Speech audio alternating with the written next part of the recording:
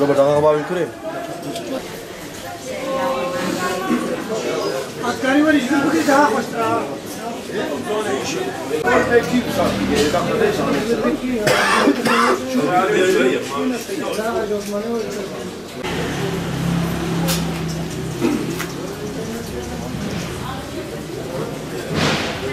Bu sabah 4-5 civarı yangın çıkmış. İşte yaklaşık 10 bin TL zarar verirler. 15 işte yangın nedeni çok belli değil yani. Ne olduğunu bilmiyoruz. Peynir, zeytin, kuru yemiş ne varsa ben ve babam işletiyoruz burayı. Şemsettin Yıkıcı. Onun küçük oğluyum. Beraber işletiyoruz. Peynir, zeytin, kuru yemiş ne varsa satıyoruz abi. Elimizden bu geliyor valla mağduruz. Elinizden bir şey gelse bizden esirgemeyin.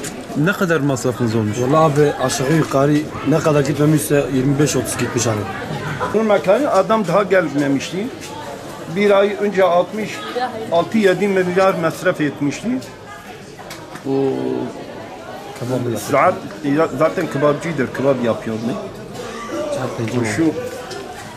Bu gece yanmıştı, adama haberi yok, daha gelmemişti. Benim zeytin ters şöyle yani.